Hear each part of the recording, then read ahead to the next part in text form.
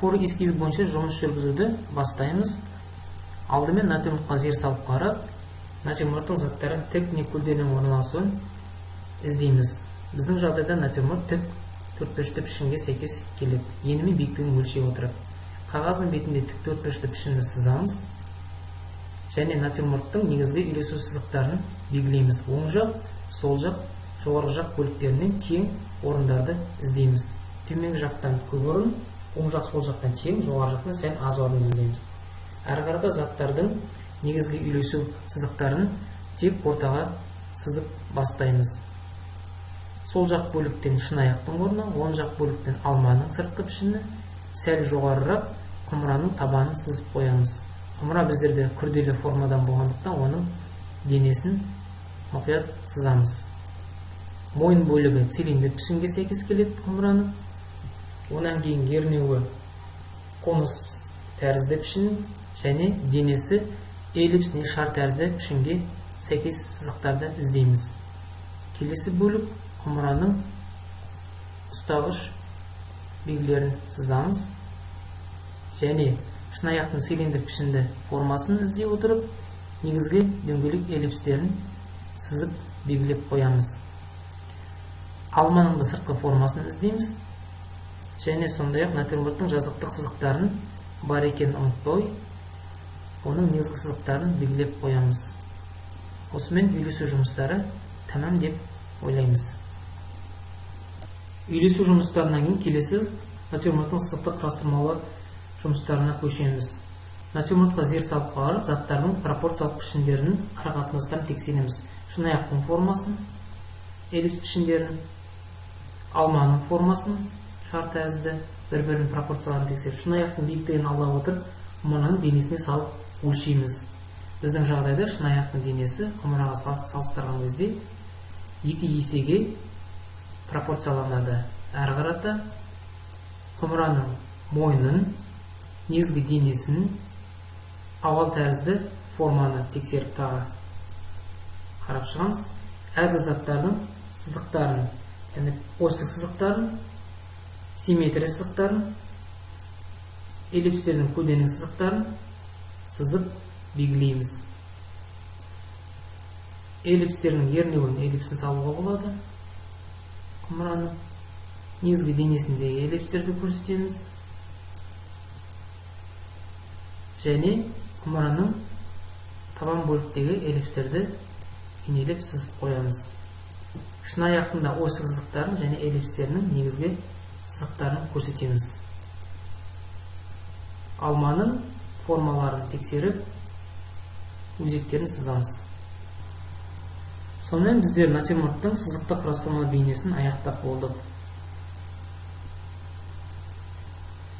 Осьтік сызықтарды, эллипс сызықтарын, эллипстердің негізгі перспективалық заң бойынша өзгеруін, яғни жоғарыдан төменге қарата эллипстердің енді болуын көрсеттік. Мойын эллипстерін, құмыраның ернеуіндегі эллипстерді түспен жұмыс жасау үшін біздер алдымен артық сызықтарды алып тастаймыз.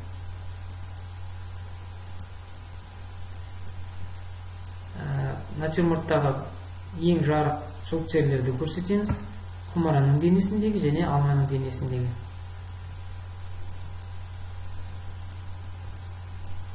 Құмыра бізде бұл металл зат болғандықтан, ол бетінде жылтты айқын көруге болады.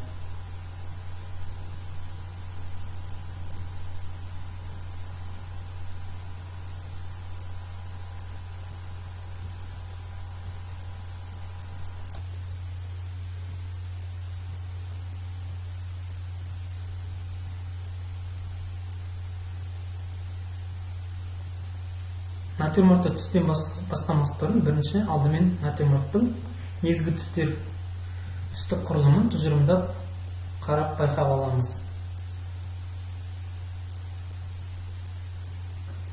Және қойылымның негізгі реттік түстерін байқап қарауға болады. Бұл жерде бізде ең жарық ашық түс, қанық түс бұл алма. Онан кейін шын аяқ, ағаштан жасалған шыны аяқ. Әрі қарата матаның түстері сары мата, яғни жарық қатты түскендіктен ол ашық реңкке ие.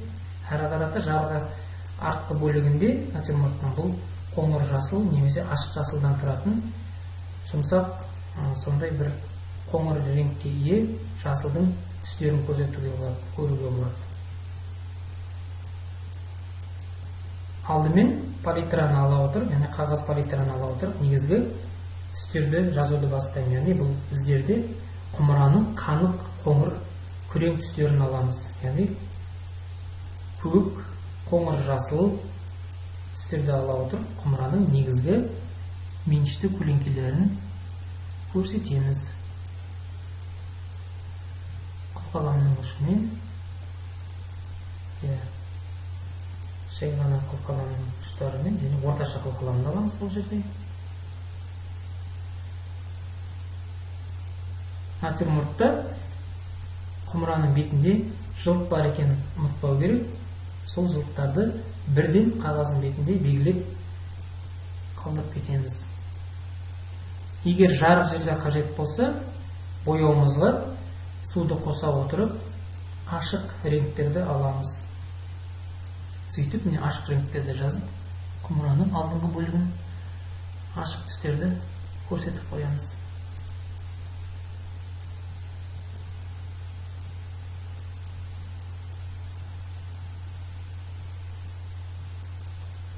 Ернеуін құмыраның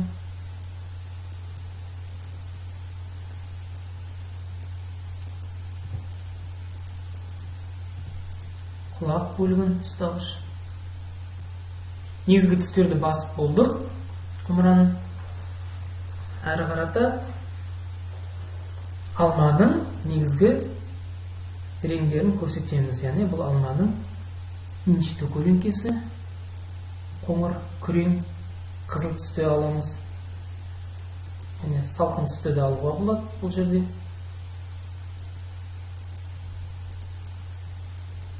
Яғни қанық жерлерін көрсету үшін қан қызыл түсті аламыз.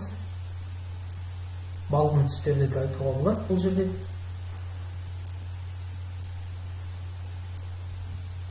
Және алманың жарық бөлігіне сары түстерден,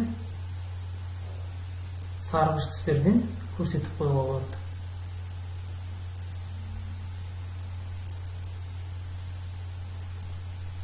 Сары түс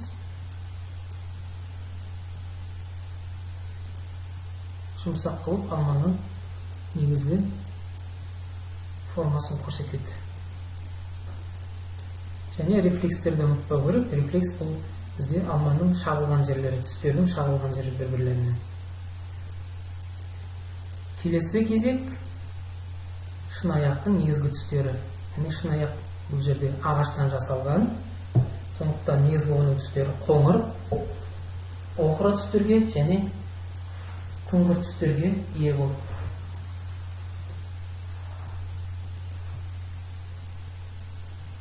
Көлеңке жерлерін қорықпай қоңыр, күрең түстермен жазамыз.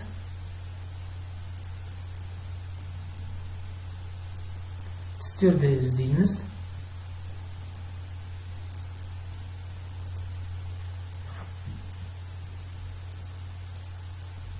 Егер мен бояуды жаңа жағып отқан кезде кішкене кептірмей бірден үстіне жағсам, онда бояулар бір-біріне алмасып ағып кетеді. Сондықтан түстерді қоя тұрып, негізгі түстерді, жазған түстерді әрі қарата натюрморттың артқы өңімен жұмыс жүргіземін. Ол үшін қоңыр жасыл, ашық жасыл түстерден негізгі өңнің үлкен жерлерін қорықпай жағамыз.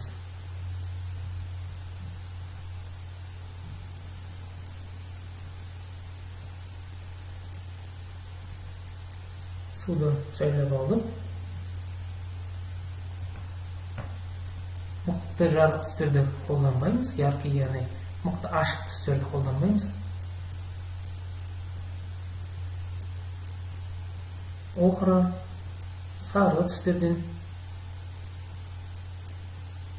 матаның негізгі өніміне сай түстерді көрсетеміз. Матаның бетінде жарық жерлерінде жылттары жоқ, сондықтан барлық түстерді жағып белгілейміз. Төменгі жақтағы матаны бұл сары, көлденең жазықтағы сары түстерді, алдыңғы жоспарда қоңыр күңгірт түстер көрсетуге болады. Неке сары түстермен жағып, және алдыңғы планда жоспарда қоңыр, сары, кішкене жасылды ала отырып,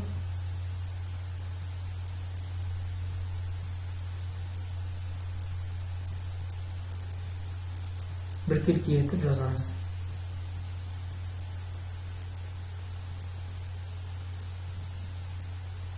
Мата кепкеннен кейін әрі қарата түспе көлеңкелерді көрсетеміз. Бұл алмадан түскен көлеңке.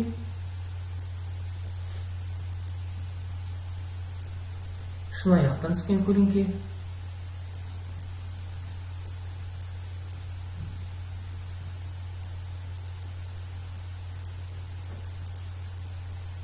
Әрі қарата стақанның, яғни шынаяқтың ішкі бөлігінің көлеңкелерін жазамыз. Бұл ретте қоңыр оқыра түстен тағы да аламыз. Егер бояулар ағып кететін болса, түстерді кедергі жасап жатса, бір-біріне қылқыланды сыға отырып, артық түстерін сумен алып тастаймыз. Немесе қолдың соғымен артық жерлерді алып тастауға болады.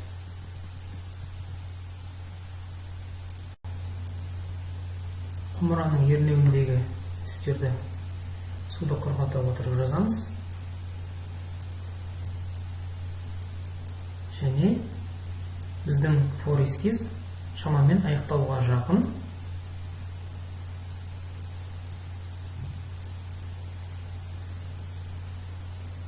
Әрі қарата алманың негізгі түстерін тағы да бір қосып түрлендіреміз.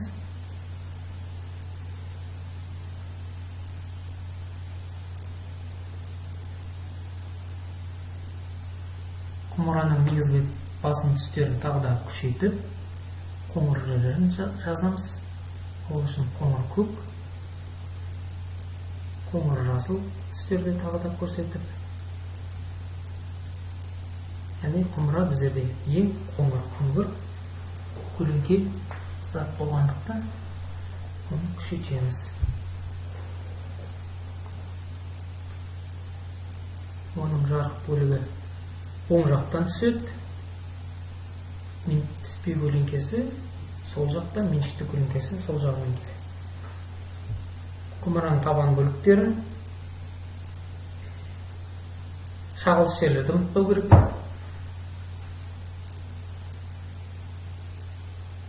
Жұмсақтап жабып, шағылыс жерлерді. Стаканды негізгі түстерін тағы бір мәрте күшейтіп көрсетеміз. Қоңыр, күрең түстермен.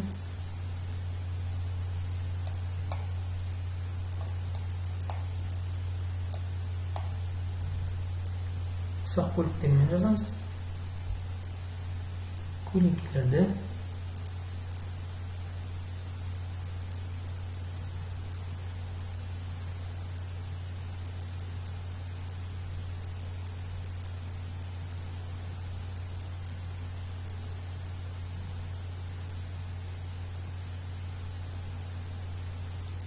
Түспе көлеңкелерді де күшейтеміз.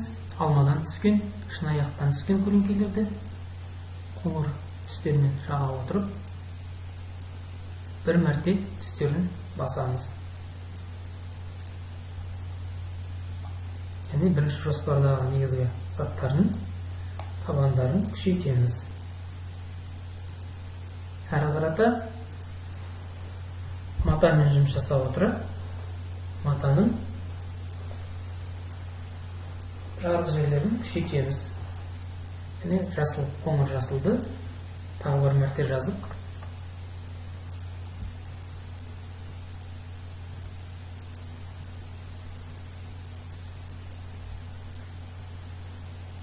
акварель бояуы кеппенеген ағаратын білгендіктен сәл толықтырып отырамыз түстерімізді. Алдыңғы жоспарда сары,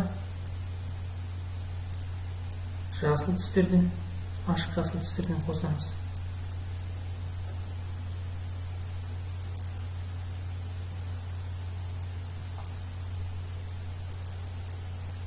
Және натюрморттың ең соңғы сондай бір нәзік белгісі бұл алманың кішкентай мына өзегін көрсетуге болады. Қылқаламдардың ұшымен өзегін көрсетіп қоямыз. Осымен біздің жоба суретіміз аяқталуға жақын, яғни аяқталды деп айтуға болады. Әрі қарата натюрморттың түпнұсқа бөлігінде, яғни үйлестіру кезегін А3 форматта орындайтын боламыз. Сау болыңыздар.